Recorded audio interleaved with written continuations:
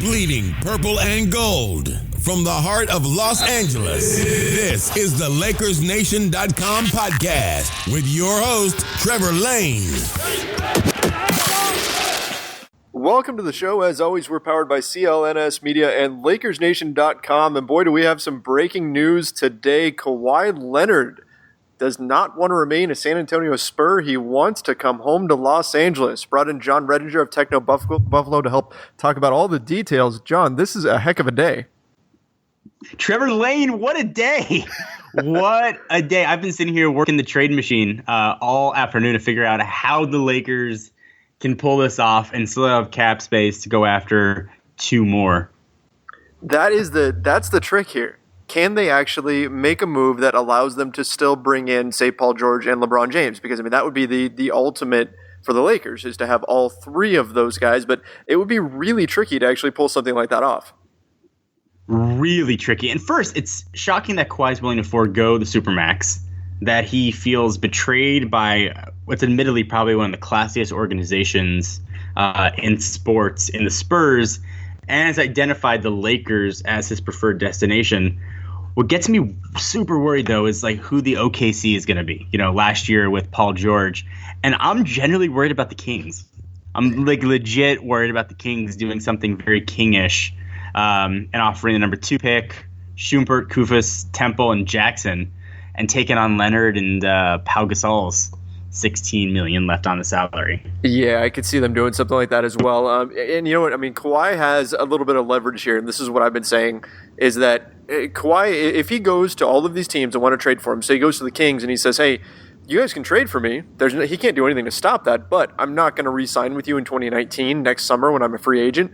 That would ideally prohibit a team like the Kings from offering up, say, the second pick, but it's the Kings, so you never know. I know. That's that wild card. If it was any other organization, you'd be like, it's the Kings. I mean, Vlade's running that show with, what was it, Vivek Radwa. They would pull a trigger, I think, even without it, but at least it's, I mean, no knock to the city of Sacramento. It's not Los Angeles, and they don't have Russell Westbrook there and Carmelo Anthony. Right. But they do want a star. And the other teams that we're hearing now are the Clippers as well, that the Clippers would be willing to put out a package for Kawhi Leonard, and that they are one of his destinations, as long as he's in Los Angeles. So that's got to be a little bit scary. And here's the thing. I mean, the Celtics name got thrown out there too. They're willing to throw in a package. We know they tried to trade for him at the deadline. The Knicks I've seen as well. I mean, the more names you add to this, the lower the Lakers leverage gets and the higher the Spurs leverage gets. The more offers they have on the table, the more they can play them off each other. So that's when the price is going to start going up. So for the Lakers, would you think a package of, and I'm just, obviously Luol Deng has to be involved, Kuzma, and then either Lonzo and Ingram gets that deal done, and then throw in the 25 pick maybe in there? So you're talking about Kuzma, Lonzo, Ingram, and Deng, all four of those? No, one of them. So probably Kuzma and either Lonzo or Ingram. Oh, gotcha. And Deng. Do you think San Antonio pulls a trigger on that? And would Popovich even trade him to the Lakers? See, I think that second part of that is actually the first hurdle they have to clear, is will Popovich even sign off on trading him to the Lakers? I've heard that maybe he won't. That he may just not want to create another super team in the West, and he may flat out not trade him to the Lakers. And that makes me think back to last summer with Paul George. Paul George says, I want to go to the Lakers. He told other teams he wouldn't re-sign. He did the whole spiel, and it didn't matter. Indiana was determined not to give him what he wanted and send him to the Lakers, so they shipped him out to OKC instead. So that we could see that play out here. We could see Popovich say, no, I don't want another super team in the West. I don't want to see the Lakers get Kawhi and LeBron and Paul George, so we're just not going to trade with them. So we could see that happen. As far as that trade package goes, though, if the Spurs are going to take on Deng, it's going to cost the Lakers a lot, but it's just about the only way to make it work where the Lakers are still able to go after LeBron and Paul George, unless you're putting in, Lonzo, Ingram, Kuzma. Even then, the salaries aren't going to work out because the Lakers are right on the edge of having enough for two max. So really, Deng would have to be part of the deal in some fashion. Yeah, it would. Obviously, would have to be to get rid of that contract. But Deng's contract's only 1 year away from being like really appealing to a lot of teams. as an expiring, there's as an expiring contract. There's that side of it as well. I've been, as a Laker fan for the past 5 years, and I'm sure you feel the same way. It's been a horrible experience. I mean, our biggest free agent signings were not overwhelming. So I'm trying not to get excited about any of this. I'm preparing for nothing to happen. Right. Yeah, I mean, hey, last Clippers year we heard Paul George was coming, and then he didn't. So yeah. What could the Clippers offer? I mean, what could the Clippers possibly offer? That's just it. Better than the Lakers' core. Yeah, I mean, I guess it depends on what San Antonio wants. If they want young players and picks and stuff like that, I think the Lakers easily have the Clippers beat there. But, let's say the Clippers throw in an offer that includes like Tobias Harris, who's a pretty good youngish player. I believe he's about 25. And Tobias Harris, I like him a lot. So maybe they could toss him into the mix. They've got a few other pieces throw in. I mean, they do have 2 picks. They have the 12th pick, I believe, and the 13th pick in this year's draft. So you can throw in a couple of picks. That's the other thing that we need to mention here is that timing is going to be crucial for this. Because if this happens before the draft, then the Spurs can go ahead and make those picks. Like if they make the trade with the Clippers, they can go ahead and pick the guys they would want at 12 and 13. Whereas if it's after the draft, suddenly they're just going off of whoever the Clippers selected, and they have to kind of hope those are the guys they wanted anyway. Interesting. And correct me if I'm wrong, but the Lakers can now trade their 2019 first-round pick, correct? Yes, they can. And they can trade. They can trade 2018 as well. They could trade both in theory. They would just have to wait until after the pick is made for 2018. So say draft night comes and they pick whoever, Kevin Huerter. Let's say he drops to them and they pick him at 25. After the pick is made and official, then they could ship him plus say the 2019 pick to San Antonio if that's what they wanted to do. Interesting. Do you have a gut on how this is going to play out? If you were a betting man, where are you betting Kawhi Leonard suiting up for next year? I'm going to say I think this is going to happen. I do. Just you look at everything that's been going on, the way the wind has been blowing. You've seen the Vegas odds shifting, right? You've seen where the Lakers are becoming a slight actual favorite to win an NBA championship next year, and a favorite. They are the favorite to land LeBron James. Just everything is pointing this direction. And then that Genie Bus tweet, John. I don't know if you saw that. Yeah, oh man, did I see that tweet? I read that tweet about 30 times. Yes. That tweet, it said, what did it say? Do not ever underestimate. And then ... That's all I'm going to say. And she said that we know she was in New York. Kawhi Leonard has been recovering in New York. LeBron James happened to be in New York when she tweeted that. So, I mean, Jeannie Buss doesn't talk Lakers basketball much at all on Twitter. She pretty much avoids it. Yeah. She talks about everything else. But still, I mean, just something so cryptic like that from her, it just feels like there's something that's been going on. The Lakers have been so dead set on trying to make sure they have enough cap space for 2 max free agents. They've been doing everything they can to clear that. It feels like they've known something is coming. And so at this point, I'm optimistic that it's going to happen. Okay. So let's play it out then. Let's say they somehow pull this off. They gut the young core. They get Kawhi. And they still have space for 2 max players. How does LeBron not come? How does Paul George not come? Oh, yeah. See, I think that's a great point. I think if they're going to do this, they already know those guys are coming. Yeah, I mean, and so as I was reading something interesting, most of these free agent deals are done back-channeled before July 1st starts. That's why all these deals are signed at 12:01 12:01 a.m. This, as far as we know, this could already be a done deal. Yeah, I mean, from what we know, the Spurs haven't been informed that Kawhi wants out or anything like that. But, I mean, you're crazy if you think the Spurs haven't at least started exploring the possibility or have heard about, what they could get. Because teams are always doing that. They're always talking to each other and trying to see where they stand. But, yeah, I mean, you mentioned the 12:01 thing. Like, Mitch Kupchak was known for being the Boy Scout, the guy who didn't make deals beforehand or anything like that. He didn't use those back channels much. I mean, the 12:01 deal that he did make was Timofey Mozgov, and obviously that blew up in his face. But that's not Rob Pelinka. Rob Pelinka is the guy that's connected to everybody because he's an agent, or he was an agent, and the Lakers have been getting tampering fines and all this kind of stuff. You bet they are playing those back channels. So yeah, if this happens, I think they already know what's happening here. I agree. So let me ask. So Kentavious Caldwell-Pope, correct me if I'm wrong, is agent's Rich Paul, correct? Yes, he is. Who's also happens to be the LeBron James agent. So Rob Pelinka talking to Rich Paul about KCP, that's legal, that's allowed. They're allowed to be meeting. They could be seen together in a restaurant. Once that conversation starts, who knows? Who knows where it goes?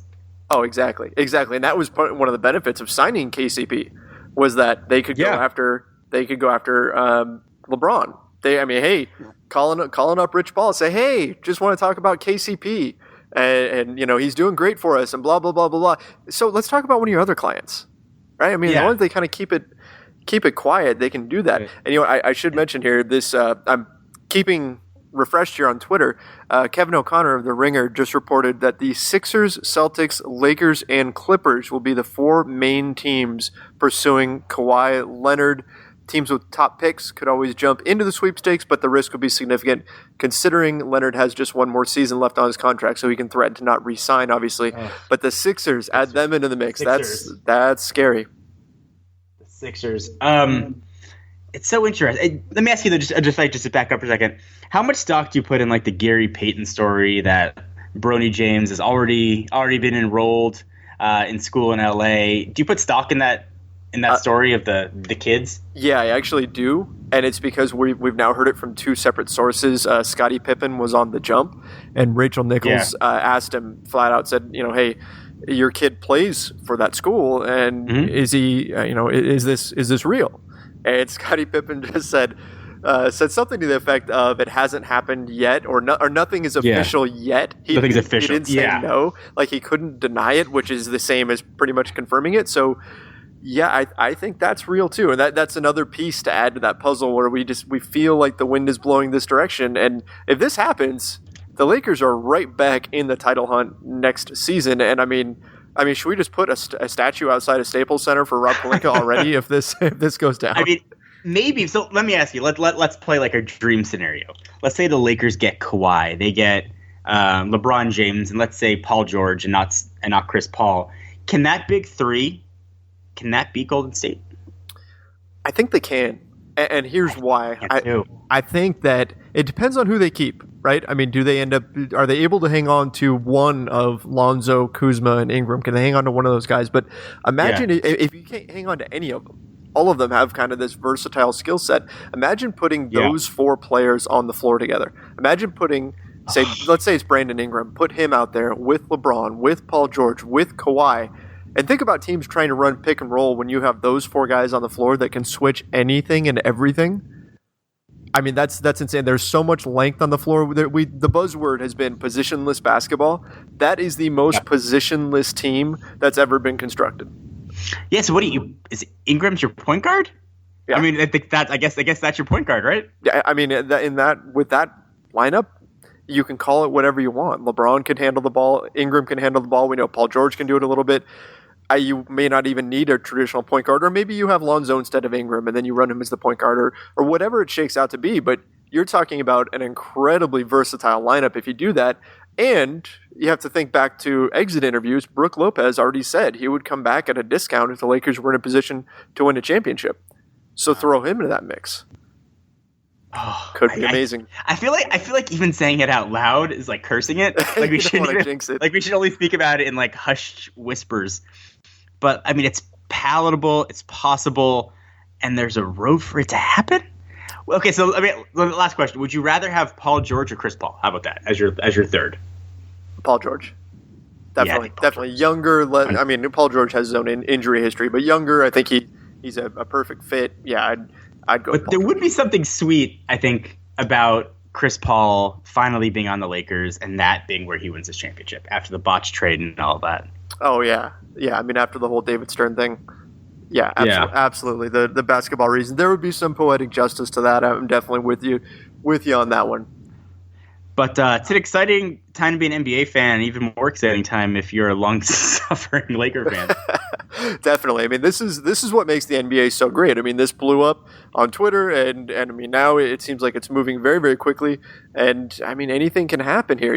We do want to be a little bit careful. I think you're right on that because, like we've said, this happened last year with Paul George. Paul George wanted to be a Laker, didn't happen. Maybe it'll happen this summer, but you never know what's going to go down. Who knows? The Sixers could throw a huge offer out there. The Celtics could. Heck, even the Clippers could, which would be painful. And who knows? Maybe you could make the argument that the Lakers are better off waiting till the summer of 2019 for Kawhi to be a free agent anyway, and then not having to give up assets to get him. So that's another argument you can make. But yeah, I mean, at this point, you have to be a little bit more optimistic than not, I suppose, but cautiously optimistic, because we don't want a bunch of heartbroken Lakers fans if it doesn't end up happening. No, I'm cautious. Cautious is accurate.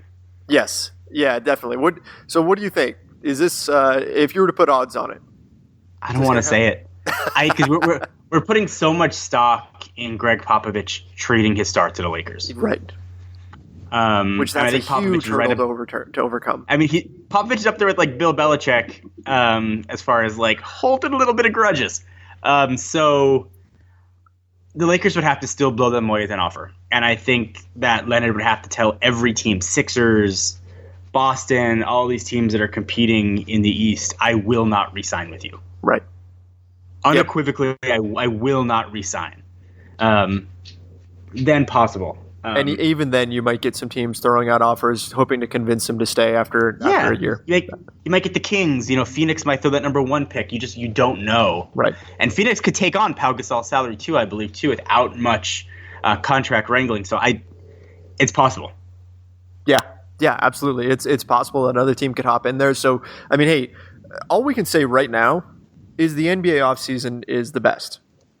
Right? Oh, I mean, it's amazing. It's the best of all the pro sports leagues, and it's because of stuff like this, because suddenly Kawhi Leonard is on the block, and you've got all these different possibilities, and I mean, tons to talk about. So just enjoy it, right? I mean, people are going to be stressing out over this and whether or not he's coming, and then they're going to be disappointed if he doesn't, everything. Just enjoy all the rumors and enjoy what's happening right now, because this is going to be an amazing summer for Lakers fans. There's going to be more Lakers discussion right now than there is during the season, which is amazing. It is one of the greatest times to be a Laker fan, and I just hope Spectrum Sportsnet comes to more cable providers. I'm just throwing that out there. Let's put that out in the universe.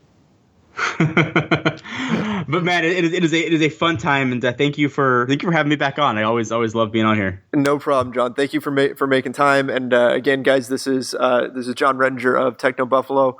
Make sure you guys go check out technobuffalo.com for all the latest news on all different kinds of stuff. In fact, John, do you want to talk real quick about what you do there? I think some people don't know that.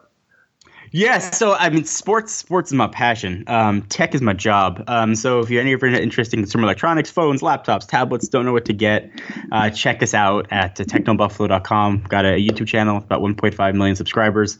We love tech. I love tech, and I bleed purple and gold. My Twitter handle is John Ford Lakers to show how far my love for the purple and gold go.